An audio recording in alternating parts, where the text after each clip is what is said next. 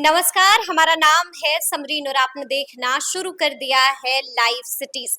अपने पिता लालू प्रसाद यादव को किडनी दान कर उन्हें जीवन दान देने वाली बिटिया रोहिणी आचार्य एक बार फिर से सुर्खियों में है। आपको मालूम है कि रोहिणी आचार्य की एंट्री पॉलिटिक्स में हो चुकी है और रोहिणी आचार्य इस बार सारण से महागठबंधन की प्रत्याशी भी हैं। लेकिन आपको बता दें कि राजनीति में कदम रखते ही रोहिणी आचार्य की मुश्किलें बढ़ती हुई दिखाई दे रही हैं और अब बीजेपी ने रोहिणी आचार्य पर आचार संहिता के उल्लंघन का आरोप लगा दिया है।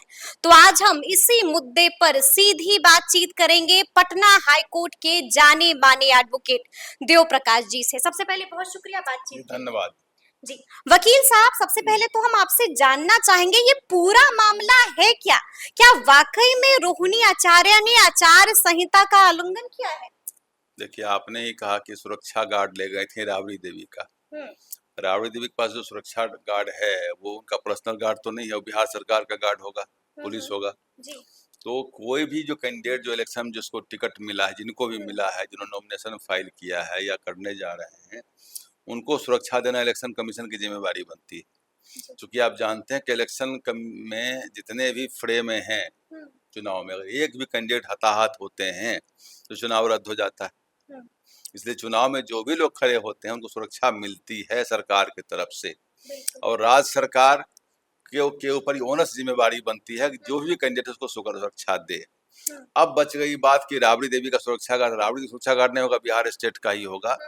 उधर होगा तो कितने अब बड़े बड़े लोग हैं जिनके बच्चे स्कूल जाते हैं, पत्नी कहीं बाहर जाती हैं, तो सुरक्षा गार्ड उनका साथ में नहीं जाता है, बड़े बड़े लोगों के साथ में जाते हैं। क्योंकि क्या उनकी पत्नी सुरक्षा नहीं होना चाहिए, उनकी बेटी सुरक्षा नहीं होना चाहिए?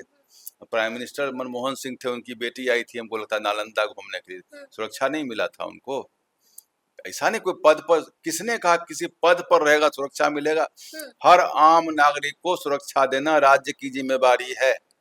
हर आम नागरिक को, हर आम नागरिक को सुरक्षा देना अगर हम आप राज्य की कहते हैं, जिम्मेदारी है। हम आप अगर कहते हैं कि हमें खतरा है, हमें गार्ड दिया जाए, तो हमें होता ही है कि पुलिस कम होती है, आम लोगों को नहीं मिलता है, वीआईपी लोगों को मिल जाता है। लेकिन आपके जान और माल की सुरक्षा की गारंटी राज्य को देनी है, ये इनकम्बेंट रिस्पॉन्सिबिलिटी है, उनके ऊपर ओनस है, उनको देना ही देना है। अगर वो तो कैंडिडेट है, इलेक्शन कमीशन की जिम्मेवारी हो जाती है। तो कोई सुरक्षा अगर बनी, राबड़ी देवी के नाम तो बिहार सरकार का सुरक्षा गार्ड होगा, पुलिस होंगे, तो पुलिस होंगे और साथ में गए होंगे, तो हो सकता है रिक्वेजिशन करना चाहिए कि भाई हमें भी सुरक्षा दो, हम कैंडिडेट हैं, और मिल भी जाएगा उनको। तो इन बातों पर अभी बीजेपी ने कहा, इलेक्शन कमीशन ने तो कुछ नहीं कहा। लेकिन शिकायत बीजेपी ने चुनाव आयोग को कर दी है और कह दिया है कि रोहिणी आचार्य आचार संहिता का उल्लंघन कर रही है। शिकायत तो ईमेल से हो रही है, लिखने वाले बैठे हुए हैं भर दिन, बाज़ाब्ता पीसी भी कर दी गई। वो लिखते रहेंगे, बात करते रहेंगे, भविष्य शिकायत सब पर होगी। एक भाषण होगा उसमें 20 शिकायत जाएगी, वो इलेक्शन कमीशन में भीड़ लग जाएगी शिकायत का भी, हर बात पर शिकायत होगी। बात निकलेगी तो हर बात पर क्या दूर तलक जाएगी नहीं, दूर तलक नहीं, बात जब निकलेगी तो हर बात पर यहाँ हंगामा होगा। यहाँ तो हर बात के पीछे हंगामा, उसने उसको क्यों कहा, उसने उनका नाम क्यों ले लिया, यहाँ पर वायलेशन किया, ये सब अभी चलेगा। अभी कितना दिन बचा हुआ है? अभी तो अब 19 तारीख को पहला अभी मतदान, 2-2.5 महीना, 4 जून को नतीजे। 2-2.5 महीना का मनोरंजन अभी चलेगा आप लोगों का। अभी खेल देखते रहिए, कोई कुछ बोलेंगे, कोई कुछ बोलेंगे, फिर बाद में कहेगा इलेक्शन की बात को छोड़ो भाई, बात खत्म करो। तो अभी ये सब चलता रहेगा, सब रोज उल्लंघन होगा। लेकिन सुरक्षा मिलना ये तो राज्य की जिम्मेदारी बनती है। नहीं, सुरक्षा मिलना तो राज्य की जिम्मेदारी बनती है, लेकिन बीजेपी ने जो आरोप लगाया है वकील साहब, साफ साफ कहा कि रोहिणी आचार्य अपनी माता जी का जो सिक्योरिटी गार्ड्स थे उनको अपने साथ लेके गई है। तो क्या ये आचार संहिता का उल्लंघन होता है क्या? वो किडनैप करके ले गई थी उनको बिना इजाजत। किससे इजाजत लेती हूँ जी। वो जब ले गई तो सुरक्षा गार्ड किसका होगा? बिहार सरकार का होगा या सेंट्रल गवर्नमेंट का होगा? तो एक रिटन एप्लीकेशन तो देना लाजमी है। रिटन, अगर सुरक्षा गार्ड गया है, नहीं जाना चाहिए था उनको। जी। स्टेट सिक्योरिटी है ना, स्टेट सिक्योरिटी गई क्यों उसके साथ में? भाई अगर सिक्योरिटी गार्ड कोई किसी के यहाँ भी हमें सुरक्षा की दिक्कत हो, हम भी थाना में लिख के देंगे हमें सुरक्षा गार्ड दिया जाए, हमें मिले कि ना मिले हम नहीं कर सकते, मिलेगा ही मिलेगा। लेकिन देने की जिम्मेवारी तो राज्य की बनती है। उसका कोई घटना घट जाएगी तो लोग कहते हैं भाई उन्होंने पहले ही लिख के थाना में दिया था, उसके बाद कोई सुरक्षा मुहैया नहीं कराई गई। तो मैंने आपको कहा कि हर आम नागरिक सुरक्षा देना राज्य का काम है, और इलेक्शन में जो कैंडिडेट खड़ा होते हैं उनको सुरक्षा देना तो उनकी जिम्मेवारी बनती ही देना है राज्य को।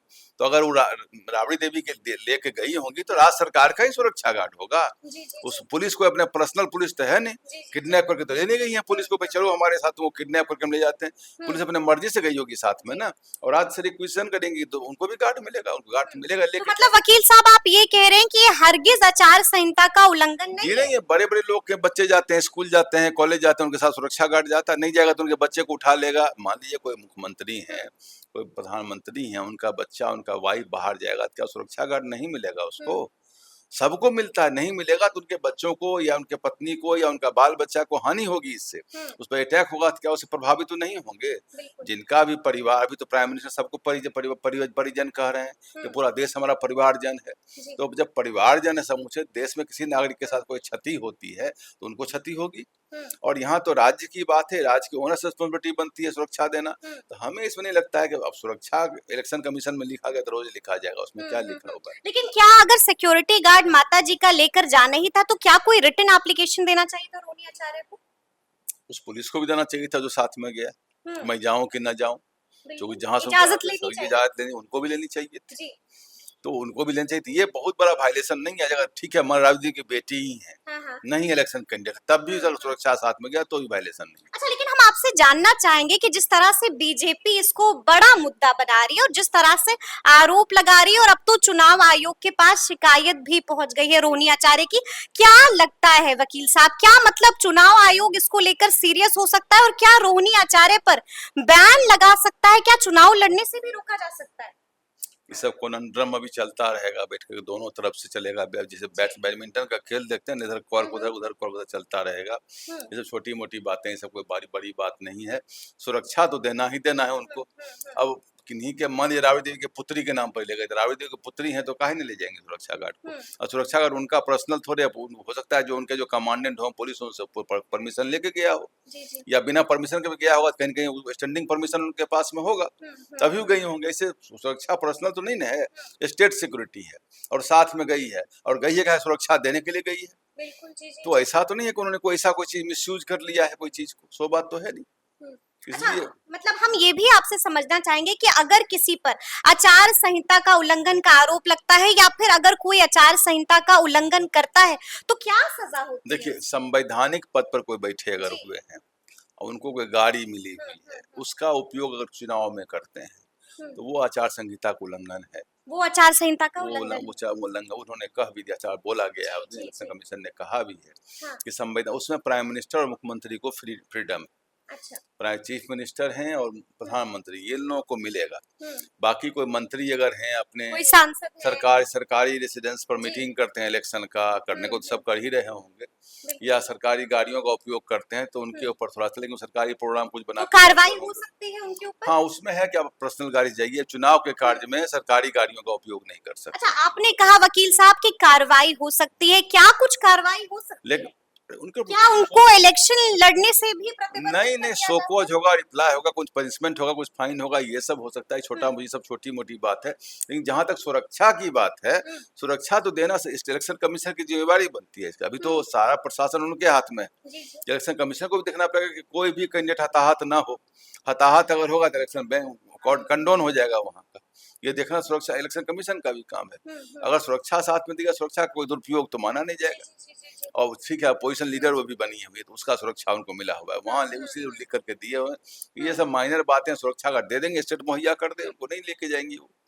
ऐसा क्या है, सुरक्षा गार्ड उन्हीं का ले जाना जरूरी है, उनको रिक्वेशन करके अपना सुरक्षा गार्ड ले जाना चाहिए। ये ऐसा कोई वायलेशन नहीं जिसके लिए कोई बहुत बड़ा हंगामा हो सकता है। अच्छा, मतलब ऐसा कोई वायलेशन नहीं है जिसको लेकर हंगामा खड़ा हो जाए। क्या लगता है वकील साहब, आगे इस मामले पर क्या कुछ हो सकता है, क्योंकि शिकायत पहुंच गई है चुनाव आयोग के पास? शिकायत तो पर डे हजारों में जा रही होगी, सबका एक दूसरे का सब शिकायत कर रहे होंगे, लिखते रहेंगे। इलेक्शन कमीशन का भी वो विंग, क्या मामला आगे बढ़ेगा? नहीं, संभावना कम नजर आती है, लेकिन बढ़ सकता है। इसमें क्या बढ़ेगा, सुरक्षा ही नहीं लेके गई जी है। जी जी सुरक्षा देना तो कर्तव्य है इलेक्शन कमीशन का। मैं हम्म। बार बार कह रहा हूँ, सुरक्षा हर आम नागरिक को देना बिल्कुल कर्तव्य है। बिल्कुल और बिल्कुल। यहाँ तो हम उम्मीदवार हैं, वो हम्म। पार्टी सारण से प्रत्याशी है एक महागठबंधन की। रिकॉग्नाइज पार्टी के सिंबल पर नॉमिनेशन फाइल कर जी चुकी हैं या कर चुकी हैं फाइल, नहीं क्या करेंगी करेंगी करेंगी, तो जी नॉमिनेशन फाइल करने जा रही हैं, तो उनको सुरक्षा देना तो स्टेट का काम हम्म। बनता है, उनका ड्यूटी में आता है। हम्म वो the state is wasted with the responsibility, तो हम्म। करना ही करना उनको है। मतलब आप कह रहे हैं कि ये मामला आगे और बढ़ेगा उनको नहीं। क्या, हर जितने कैंडिडेट जी खड़े हैं, जहां से भी खड़े हैं, सबको सुरक्षा मिलेगी, इलेक्शन कमीशन मुहैया कराएगी सुरक्षा। हम्म। नहीं आई होगी तो लेके गई होंगी, हम्म। इसमें क्या वायलेशन हो गया। और सुरक्षा गई तो सुरक्षा गार्ड जो है, उनको उनको परमिशन लेना चाहिए था हम्म। भाई, वो तो स्टेट की सिक्योरिटी है, वो तो उनके बिल्कुल पर्सनल बिल्कुल सिक्योरिटी जी तो जी है नहीं, जी जी जी उनको पकड़ के किडनैप करके ले चले गए, सो बात तो है नहीं। हम्म। इसलिए वो अच्छा, वो उनके एम्प्लॉयर भी नहीं है। बिल्कुल जो एम्प्लॉयर है उससे पूछेंगे तो जब एम्प्लॉयर राबड़ी देवी नहीं है, हम्म। उनके मास्टर वो नहीं है, तो उनके उनका कमांड में तो है नहीं, उनको होंगे एसएसपी साहब के कमांड में बिल्कुल या डीजीपी साहब के कमांड में होंगे, तो उनसे हम्म। परमिशन नहीं लिया गया तो सस्पेंड होंगे वो। हम्म। इनके ऊपर क्या कार्रवाई है, सुरक्षा मतलब इन्होंने आपको लगता है कि अगर परमिशन नहीं लिया गया होगा उनसे तो वो सस्पेंड भी हो सकते हैं पुलिस वाले के ऊपर कुछ एक्शन हो सकता है कि बिना परमिशन का सिक्योरिटी गार्ड्स हाँ, पर। सिक्योरिटी का जो जी सिक्योरिटी गार्ड तो नहीं होगा, वो तो पुलिस के कुछ होंगे, पुलिस के अफसर होंगे, आर्म होगा, सब कुछ होगा उसमें, तो उसमें कोई बहुत बड़ी बात इसमें नहीं है। बहुत बड़ी बात इसमें नहीं है। तो देखिए वकील साहब ने तफसील से समझाया है कि आखिर पूरा माजरा है क्या और आगे आगे इस मसले पर क्या कुछ हो सकता है। तो ये पूरी बातचीत आपको कैसी लगी है कमेंट करके हमें जरूर इलेक्शन बताइएगा। कमीशन ने बहुत ही जी विस्तृत जानकारी दी थी जिस दिन चुनाव का घोषणा हुआ था, जी कुछ हम लोगों ने भी सुना था, तो तुमको बहुत विस्तृत जानकारी दी थी क्या वायलेशन और क्या वायलेशन नहीं है। तो इलेक्शन कमीशन इसको इन्फोर्स करेगी इन चीज़ों को, और होगी तो कहीं हल्का सा रेप्रीमेंट कर सकती है या कह सकती है, कोई और डायरेक्शन दे सकती है, एडवाइजरी दे सकती है, बट इन बातों पर कोई बहुत बड़ा हंगामा होने का चांस नहीं। चांस नहीं है। तो सुना आपने क्या कुछ बता रहे हैं वकील साहब। तो ये पूरी बातचीत आपको कैसी लगी है कमेंट करके हमें जरूर बताइएगा। तो इस तरह के तमाम अपडेट्स के लिए ऐसे ही हमारे साथ बने रहिएगा और देखते रहिएगा लाइव सिटीज। बहुत शुक्रिया।